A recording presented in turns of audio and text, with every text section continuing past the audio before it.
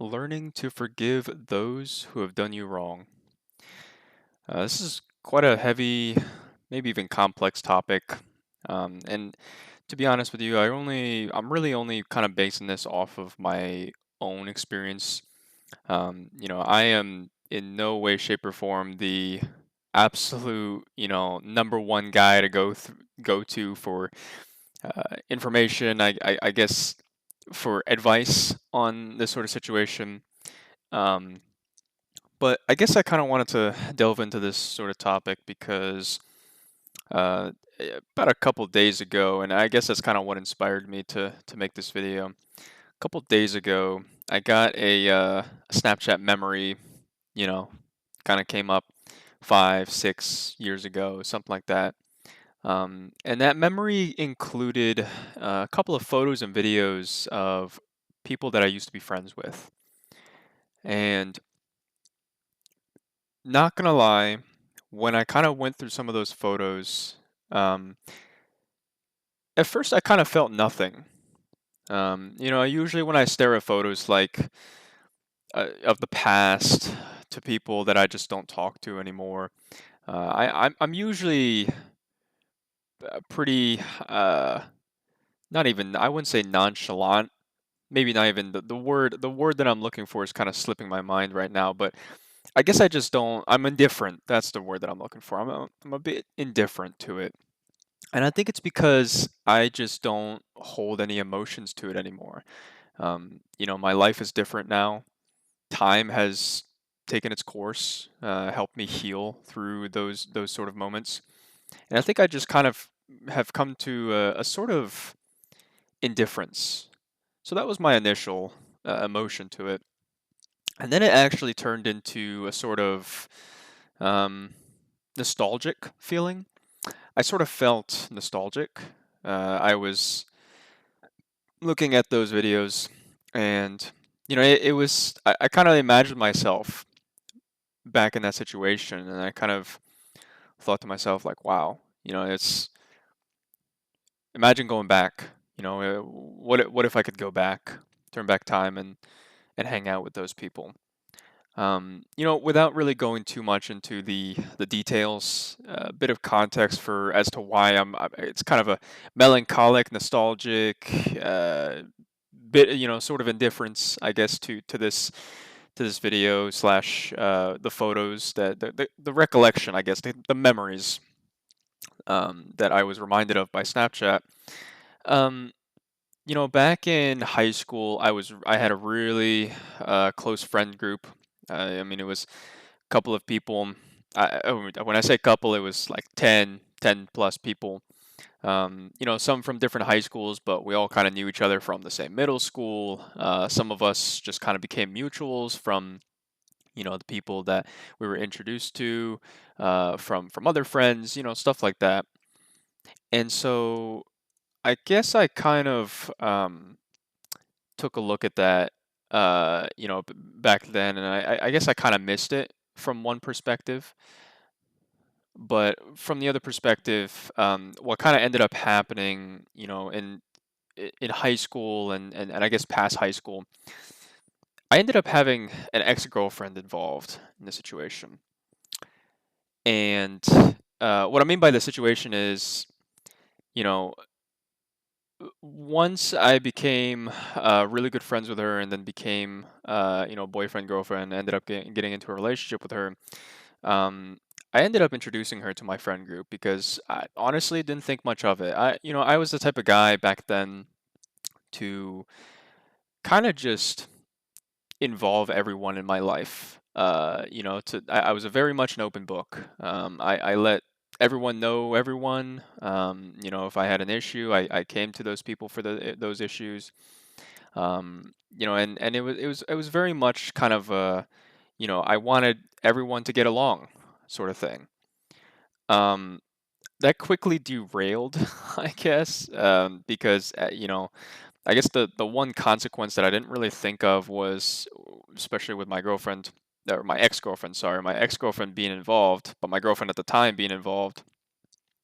One of the situations that ended up happening that I didn't really think of was, well, when we broke up. it was more of an if, I guess, at the time, but it was more like, oh, we would never do, it's the high school relationships, right? It's like, oh, we would never break up. We ended up breaking up. It was a pretty nasty breakup. Not initially. I guess I can go a little bit more into that later, but it wasn't initially a very messy breakup, but I guess when she went to talk to my friend group, um, I ended up being kind of the bad guy in the situation, even though I thought that I kind of ended it on good terms.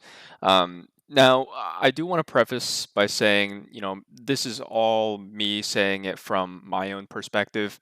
Um, there's a saying that there is your side, the other side, and then the truth. And realistically, I don't think you should be taking everything that I say as absolute truth, but regardless, that's kind of what I saw from my side. So, kind of moving on, after I was kind of, I guess I was villainized, became the bad guy, and everything. I actually hopped on a Discord call and, just kind of talked to friends. And what ended up happening was I kind of got shunned. Um, I didn't really think so. I didn't even think that I was at first. I kind of just thought that maybe my mic was off or something like that, or that my Wi-Fi was spotty. At the time that I was calling them, it was during a blizzard, so I thought maybe that was the case. That ended up not being the case, and they were just completely shunning me. Um, I kind of found out later, and I actually got a couple of texts from who I thought were friends, basically saying that they didn't agree with, what I did, breaking up with her and all that stuff, and um, essentially moving on with my life. And I guess that's kind of when I've truly found out that involving people in your life, not only just relationship, I guess relationship wise is pretty intense, but I guess finding that sort of balance of balancing what I tell my friends, um, who I involved in the dramas of my relationship and whatnot. So that's kind of, I guess that was my wake up call. That's when I found out that sharing info like that with friends, you know, doesn't doesn't really end well. Uh, you know, and I guess when it comes to kind of coming to terms with that, honestly speaking, it took me a very long time. Um, I was depressed for quite some time. I lost people that I thought were my absolute, day ones, my friends that I would probably, you know, visit over spring break, winter break, get to come back down to Florida every once in a while and, shoot the shit, hang out with. Um, but I ended up losing a lot of friends that one night, I guess, overnight, and they never really talked to me afterwards. I will admit I ended up trying to contact one of them, and I guess I was pretty upset with her. One of my friends who I was friends with since middle school, um, I did end up reacting pretty badly because when I kind of heard what was going on, I was like, in all honesty, my initial words were "What the fuck," because I was kind of being left in the dark about it.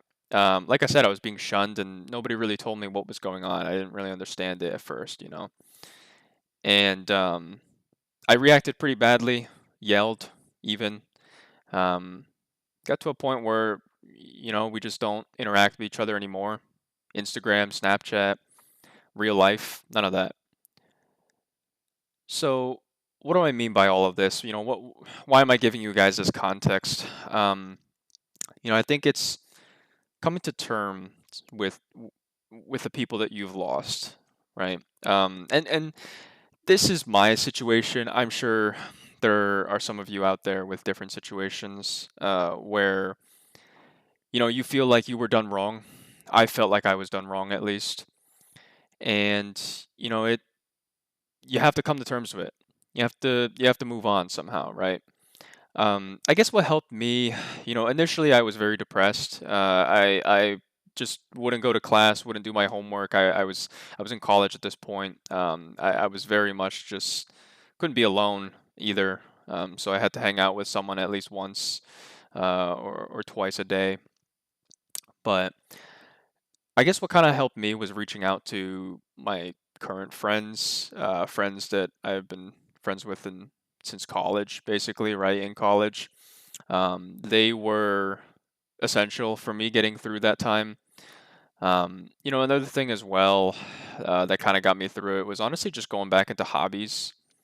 Um, for a long time, I didn't really play a whole lot of video games. I didn't really, get into watching my favorite YouTube videos. I usually used to watch a lot of food science stuff. I had a couple of hobbies as well on the instrument side. I mean, I play guitar, and I didn't play that for a while, and then I kind of decided I'll go back into it.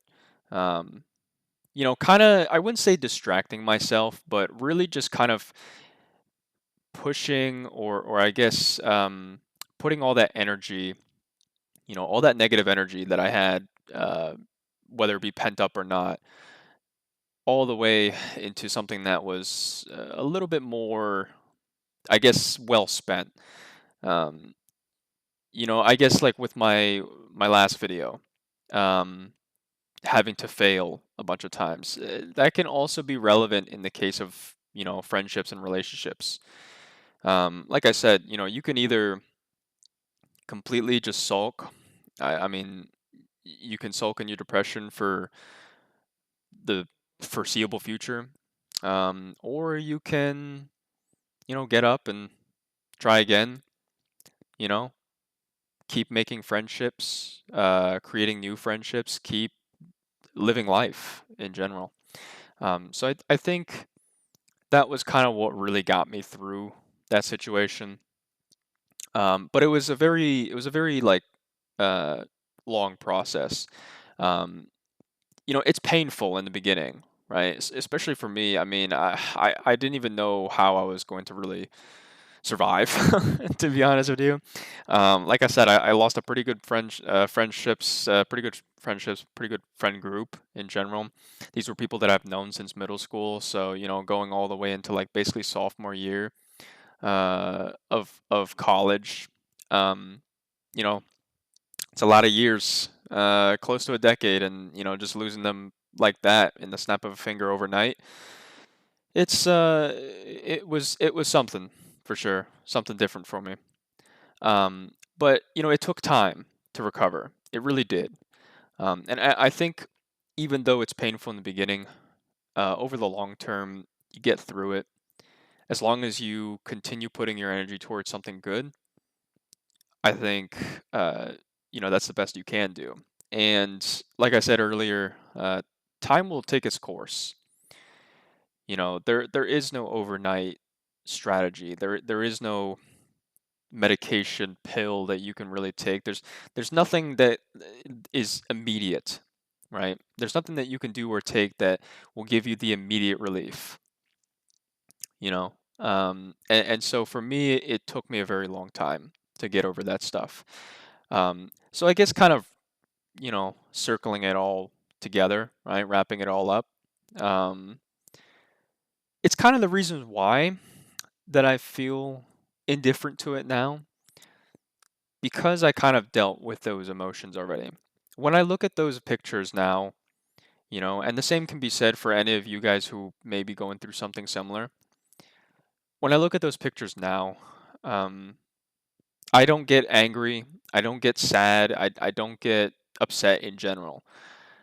I look at it indifferently, but I also look at it somewhat positively.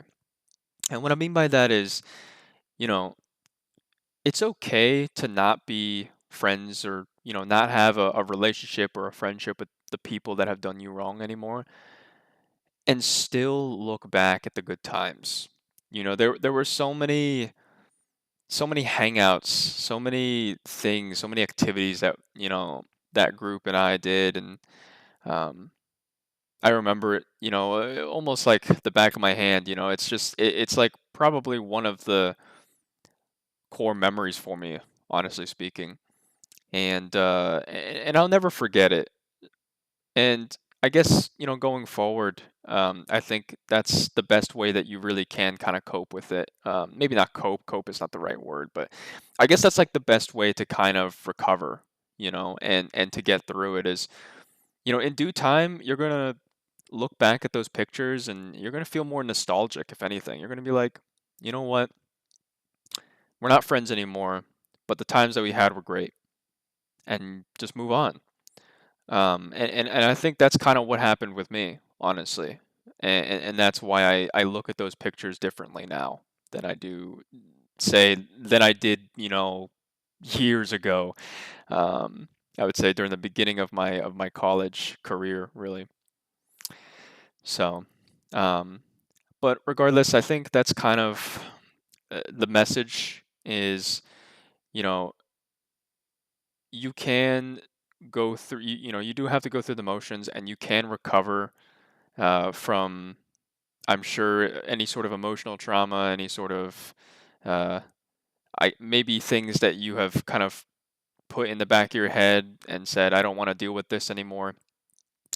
I think if you let time run its course and if you come to terms and accept the fact that what's done is done and you can't be friends with those people anymore, or um, you know they don't want to be friends with you. I mean, I remember I tried to still continue being friends with those people, but they simply just didn't want to anymore, then. And I think that was my closure. People are always, when we say that we look for closure, we're looking for a conversation. I remember when I was doing that with my ex, at least, or I was trying to do that with my ex, where I was just trying to get closure, trying to have a conversation with her.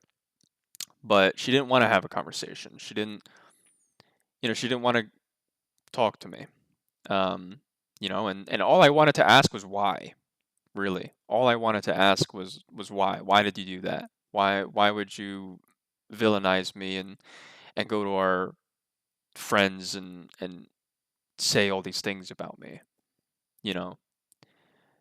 Um, but I can't go back, and I can't say really why. I don't think I will ever get that answer. But I'm okay with that. I'm content. And the reason why is because sometimes closure, actually having closure or the act of closure, sometimes your closure will just be no closure. And what I mean by that is sometimes it won't be a couple of words. Sometimes it won't be a conversation. It's honestly just going to be silence.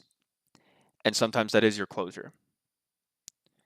Um, and so I think that's kind of what I got from my ex and from my friends who, my former friends, my ex friends that that ended up not wanting to talk to me anymore. And so that's what ended up being my closure was silence. Um, so yeah, anyways, I think that's kind of the whole spiel that I wanted to go over. If anyone is going through anything similar where they feel like, a person did them wrong, friend group did them wrong, they feel like they, were kept in the dark, they were undervalued, maybe they were completely just thrown away like nothing the following day or overnight, or something similar, I guess, something along the lines of that, or something similar to my situation. Um, just know that it takes time. Everything really takes time, honestly. I think that's the patience is a virtue, and I think time will always just heal everything at the end of the day. So have patience and let time run its course. And believe me, you're going to get to a point where, where I'm at right now, where you'll look at those pictures and you'll just think about the good times, um, and just kind of be in a state of acceptance.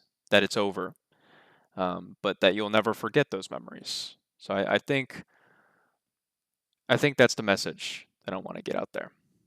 Um, all right then. Well, hopefully I didn't ramble on for too long, but I appreciate you guys listening. If you got all the way to the end here, um, please let me know of any experiences that you would like to share in the comments. Does not have to be personal. It doesn't have to be extremely detailed. Just, you know, vent it out if you'd like. And like I said, I'm always willing to discuss in the comments and um, maybe try to help out. But regardless, I think it's good to reach out. It's good to talk about it if you can. So, all right then. Well, appreciate everything as always. Till the next one.